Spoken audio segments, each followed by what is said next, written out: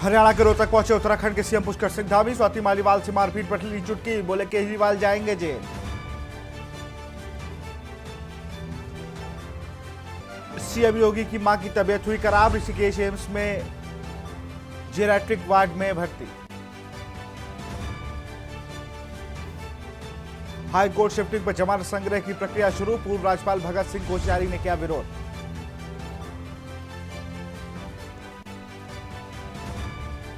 चार धाम यात्रा पर आ रहे श्रद्धालुओं की बड़ी मुश्किलें, बड़ी संख्या में श्रद्धालुओं की व्यवस्थाएं प्रभावित, श्रद्धालुओं को जल्दबाजी न करने की अपील। बढ़ती गर्मी के चलते बढ़ा डेंगू का खतरा, कांग्रेस ने स्वास्थ्य महकमे पर उठाए सवाल, व्यवस्थाएं जल्दी ठीक करने की मांग। उत्तराखंड में बर्ड फ्लू को लेकर अलर्ट, केरल में बर्ड फ्लू के केस आने के बाद अलर्ट।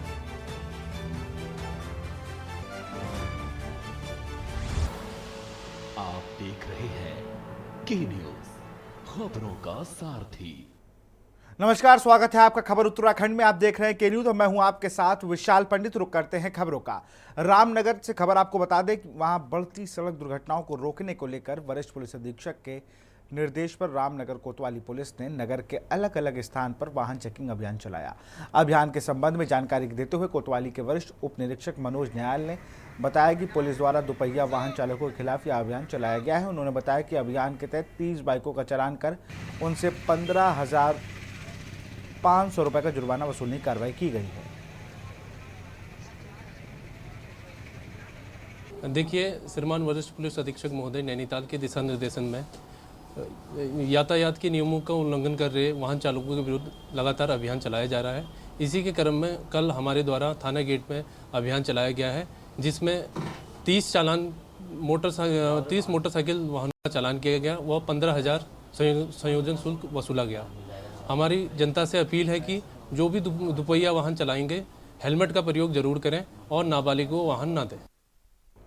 खबर उधम सिंह नगर से है, जहां पंतनगर एयरपोर्ट को बम से उड़ाने की धमकी भरा ईमेल मिलने के बाद हड़कंप मच गया है। बम निरोधक दस्ते ने एयरपोर्ट में सर्च अभियान भी चलाया, हालांकि उसे कोई बम नहीं मिला, जिसके बाद एयरपोर्ट की सुरक्षा बढ़ा दी गई। यात्रियों से लेकर कर्मचारियों को कड़ी तलाशी से गुजरकर एयरपोर्ट के भीतर जाना पड़ रहा है। बता दें कि एलायंस एयर को एक धमकी भरा ईमेल मिला था, जिसमें पंतनगर एयरपोर्ट बम से उड़ाने की धमकी दी गई थी।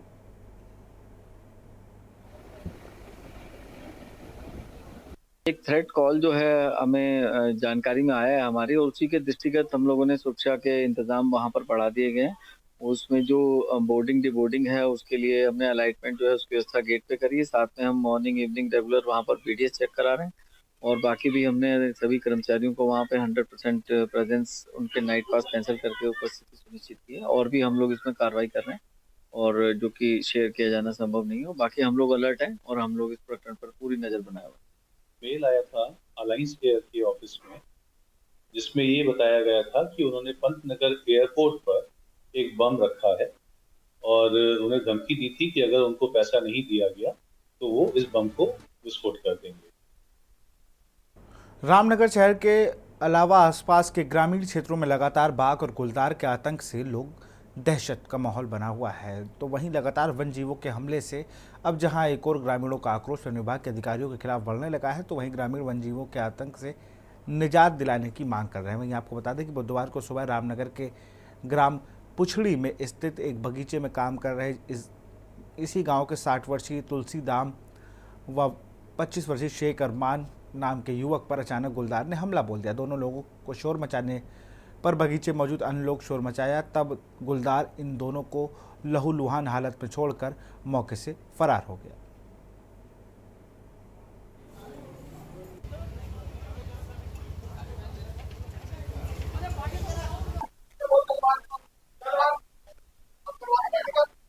पूछड़ी में हम बगीचे में थे, पानी भर रहे थे।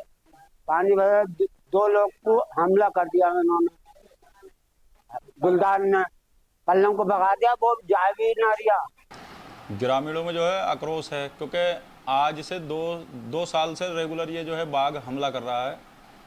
आज से पिछले साल जो है पिंजरा भी लगा दिया गया था, तो उनने अपना रूट चेंज कर लिया था। और ये इस टाइप की घटनाएं हर महीने कहीं ना कहीं हमारे जोगीपुरा पूंछड़ी में बाघ देखा जाता है, और वो कभी किसी का कोई कुत्ता उठा के ले जाता है, कभी किसी ग्रामीण पर हमला कर देता है। आज सुबह कुछड़ी गांव में आम के बगीचे में 2 लोग पानी लगाने गए थे, जिस वहाँ पर गुलदार बैठा था। गुलदार द्वारा मतलब उसमें हमला कर दिया, जिससे मतलब तुलसीराम और शेख आलम को संयुक्त चिकित्सा के साथ रामनगर में लाया गया। और हमारी टीम जो थी बंदरों का श्री चंद्र पांडे द्वारा संयुक्त चिकित्सालय जाकर उनका हालचाल मालूम किया। और वहाँ कुछड़ी के ग्राम प्रधान शकील द्वारा बताया गया कि गुलदार अभी मौके पर है। हल्द्वानी नगर निगम इस वित्तीय वर्ष के टैक्स वसूली में जुट गया है और टैक्स जमा नहीं करने वालों के खिलाफ भी कड़ी कार्रवाई करने के निर्देश दिए गए। नगर निगम के मुख्य नगर आयुक्त IAS विशाल मिश्रा ने बताया कि नगर निगम के राजस्व बढ़ाने के लिए नगर निगम द्वारा टैक्स वसूली के साथ बड़े बकायेदारों को नोटिस देने के निर्देश दिए गए हैं। मुख्य नगर आयुक्त ने कहा कि शहर पर 471 बड़े टैक्स पेयर हैं, उनमें भी टैक्स वसूली की कार्रवाई चल रही है।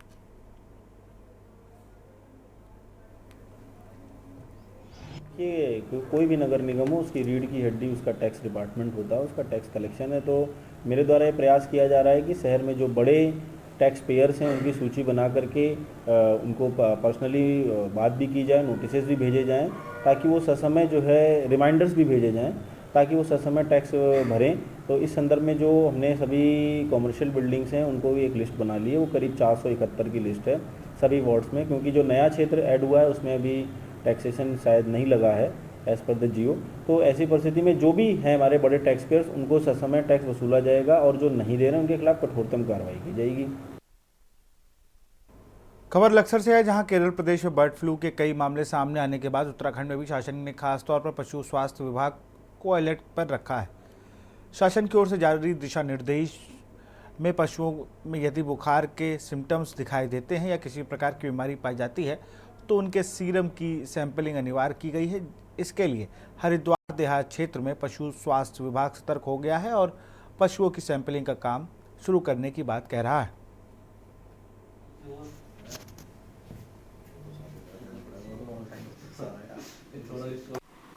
हमारे क्षेत्र में क्षेत्र क्या पूरे ही ज़िले की बात करूं मैं तो ऊपर से हमें निर्देश प्राप्त हुए हैं कि जो भी हमारे क्षेत्र में कुक्कुट प्रक्षेत्र है, जो भी कुक्कुट पालक हैं, उनके हम रेगुलर निरीक्षण करते रहें कि वहाँ पे कोई इस प्रकार की बर्ड फ्लू के कोई सिम्टम या केस तो नहीं आ रहे हैं।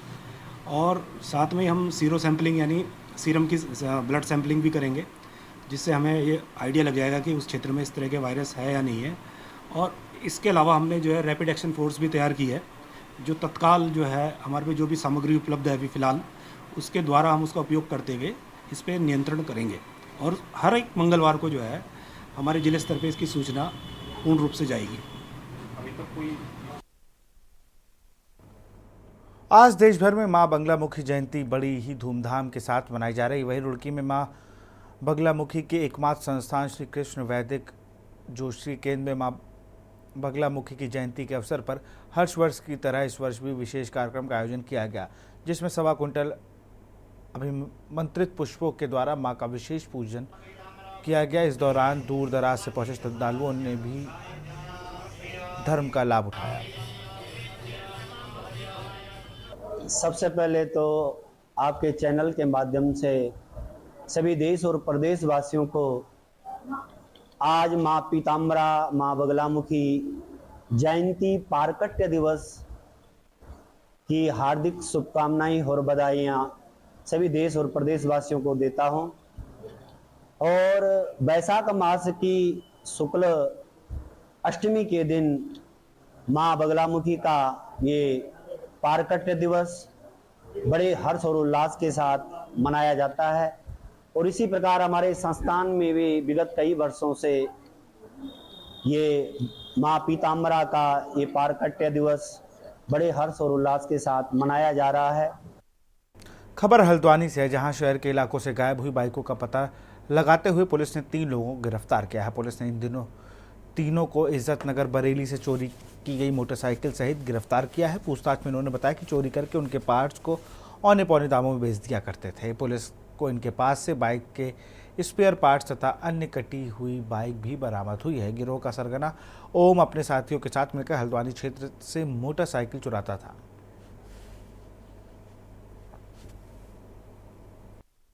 देखिए, इसमें मुख्य तौर पे 3 अभियुक्त थे जिनके द्वारा 12 तारीख को चोरी करी गई थी राजपुरा क्षेत्र में।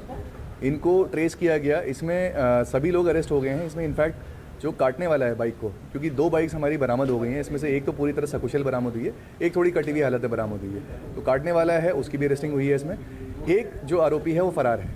जो मुख्य आरोपी है इसका ओम, वो अभी फरार है, उसको भी बहुत जल्द तस्दीक कर लिया जाएगा। अन्य जितने भी हैं जो बाइक चोर थे वो हमारे कस्टडी में हैं। ये रहने वाले मूलतः जो हैं ये बरेली के हैं। इसमें जो बाइक को काटने वाला है वो भोजीपुरा का रहने वाला है और अन्य जो है इज्जत नगर के आसपास के एरिया के रहने वाले हैं लोग। इनका आपराधिक इतिहास के लिए ICJS पोर्टल जो हमारा inter operable criminal justice system है उसके माध्यम से तस्दीक किया जाएगा कि इनका पूर्व में कोई आपराधिक इतिहास है। कुलपति डॉक्टर मोहन ब्रह्म भट्ट ने अल्मोड़ा मेडिकल कॉलेज का औचक निरीक्षण किया। इस दौरान उन्होंने कॉलेज की व्यवस्थाओं का जायजा भी लिया। वहीं उन्होंने मेडिकल कॉलेज के चिकित्सकों एवं शिक्षकों के साथ बेहतर स्वास्थ्य सुविधाओं को लेकर जानकारी ली और मेडिकल कॉलेज की व्यवस्थाओं को कैसे बेहतर बनाया जा सके इस पर चर्चा की।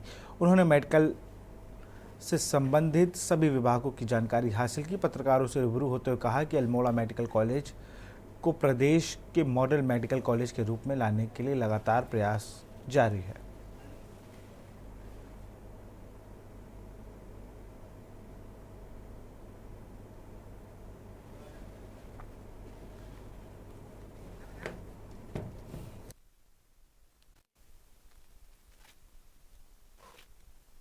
मेडिकल कॉलेज में अभी विकास की अपार संभावनाएं हैं। उत्तराखंड सरकार से भारत सरकार के सहयोग के द्वारा यहाँ पर बहुत कुछ चीज़ें करने की आवश्यकता है। ट्रॉमा इमरजेंसी केयर को और हमें इन्हांस करना है। सुपर स्पेशलिटी सेवाएं जो यहाँ पर लगभग नगण्य हैं, शून्य रूप में हैं, उनको यहाँ पर स्थापित करना है मेडिकल कॉलेज में। लेकिन उसके लिए जगह की कमी है, जिसके लिए उत्तराखंड सरकार प्रयास कर रही है। जिला प्रशासन के सहयोग से ज़मीन उपलब्ध हो जाएगी तो धन तो भारत सरकार से भी सुपर स्पेशलिटी के लिए मिलने की व्यवस्था है, NHM से भी है और स्वास्थ्य मंत्रालय भारत सरकार से भी मिलता है। तो इस तरह से ये सब सेवाएं जो अभी नहीं हैं वो आगे यहाँ पर हो जाएंगी। मेडिकल कॉलेज की दृष्टि से MBBS की पढ़ाई तो शुरू हो गई है। उत्तराखंड के पुलिस महानिदेशक अभिनव कुमार की पहल पर प्रदेश स्तरीय ऑपरेशन स्माइल अभियान चलाया जा रहा है। इसके तहत उधम सिंह नगर पुलिस ने SSP डॉक्टर मंजूनाथ TC ने जनपद स्तरीय ऑपरेशन स्माइल चला के 1 मई 2024 शुरू किया गया, जिसमें अब तक टीम ने 76 लापता लोगों को बरामद कर परिजनों को सौंप दिया है। जिले के वरिष्ठ पुलिस अधीक्षक डॉक्टर मंजूनाथ TC के निर्देशन नोडल अधिकारी रुद्रपुर CO निहार का तोमर के नेतृत्व में जिला स्तरीय ऑपरेशन स्माइल अभियान चलाया गया है।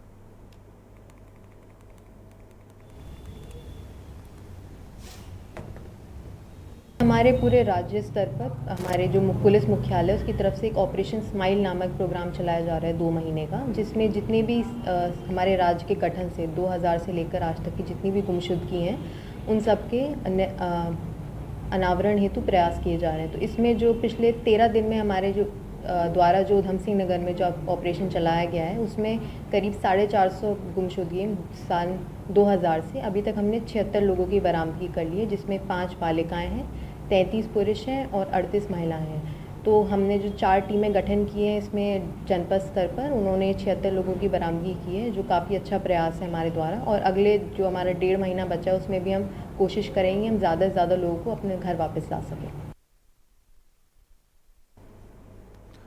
उत्तर प्रदेश के मुख्यमंत्री योगी आदित्यनाथ की मां सावित्री देवी की तबीयत खराब हो गई है। CM योगी की मां का ऋषिकेश एम्स में भर्ती कराया गया, जहां उनकी जांच चल रही है। वहीं एम्स की तरफ से कहा गया है कि CM योगी की मां को बढ़ती उम्र के साथ होने वाली स्वास्थ्य समस्याएं हैं। बता दें कि CM योगी की माताजी की उम्र 85 वर्ष है। उनको ऋषिकेश एम्स के जेरियाट्रिक वार्ड में भर्ती कराया गया है। इस मामले में जानकारी देते हुए एम्स प्रशासन ने कहा कि अधिक उम्र के चलते होने वाली समस्याओं का रूटीन चेकअप होना है। इसी को लेकर सावित्री देवी यहां पहुंची हुई हैं। सावित्री देवी जी जो कि उत्तर प्रदेश के माननीय मुख्यमंत्री श्री आदित्यनाथ जी की माता जी हैं, जिनको कल उपचार के लिए एम्स ऋषिकेश लाया गया। एम्स ऋषिकेश के जेरियाट्रिक वार्ड में प्रोफेसर मीनाक्षी दत्त के नेतृत्व में एक टीम विभिन्न जांचों को अंजाम दे रही है, जो कि वरिष्ठ नागरिकों से संबंधित जो समस्याएं हो सकती हैं उसी तरीके की समस्याएं प्रथम दृष्टया में समीचीन होती हैं। उक्त रक्तचाप की परेशानी थी, जिसके कारण उनको यहाँ पे लाया गया था और विभिन्न जांचें जो है प्रोफेसर मीनाक्षी दर जी के नेतृत्व में की जा रही है। अभी उनकी हालत स्थिर है। धन्यवाद। यहाँ रुकते एक छोटे से ब्रेक के लिए, जल्द हाजिर होंगे। आप देख रहे हैं के न्यूज खबरों का। ब्रेक के बाद आपका स्वागत है। उत्तर प्रदेश के मुख्यमंत्री योगी आदित्यनाथ की मां सावित्री देवी की तबीयत खराब हो गई है। सीएम योगी की मां को ऋषिकेश एम्स में भर्ती कराया गया है, जहां उनकी एम्स ऋषिकेश में जांच चल रही। वहीं एम्स की तरफ से कहा गया है कि सीएम योगी की मां की बढ़ती उम्र के साथ होने वाली स्वास्थ्य समस्याएं हैं। बता दें कि सीएम योगी की मां की उम्र 85 वर्ष है। उनको ऋषिकेश एम्स के जीरियाट्रिक वार्ड में भर्ती कराया गया। इस मामले में जानकारी देते हुए एम्स प्रशासन ने कहा कि अधिक उम्र के चलते होने वाली समस्याओं का रूटीन चेकअप होना है। इसी को लेकर सावित्री देवी जी यहां पहुंची हैं।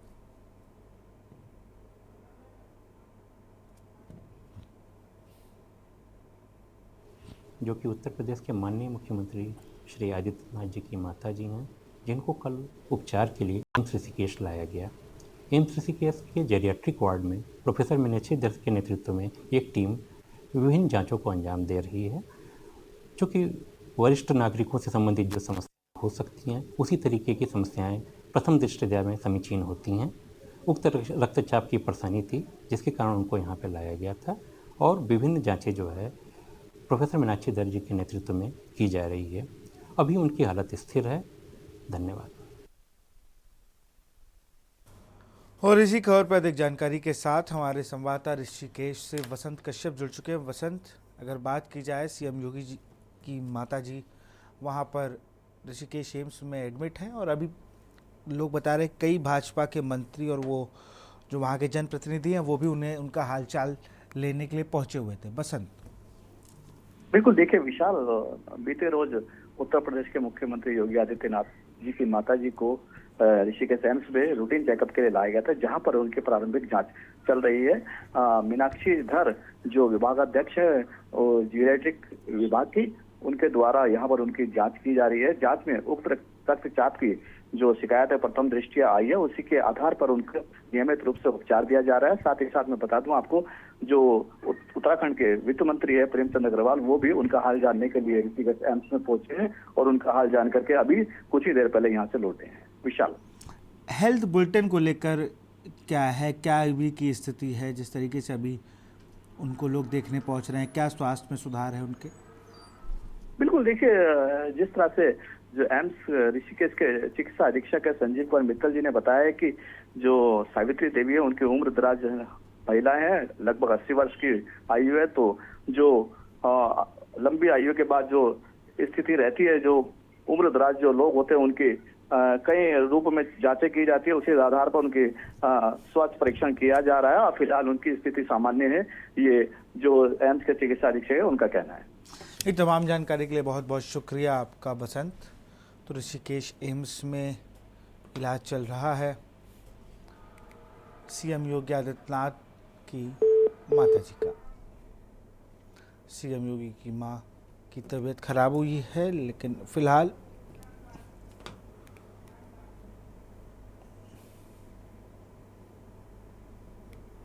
खबर उत्तराखंड में इतना ही। आगे देखिए के न्यूज़ का खास कार्यक्रम मंथन हमारे प्रधान संपादक दुर्गेन्द्र चौहान के साथ।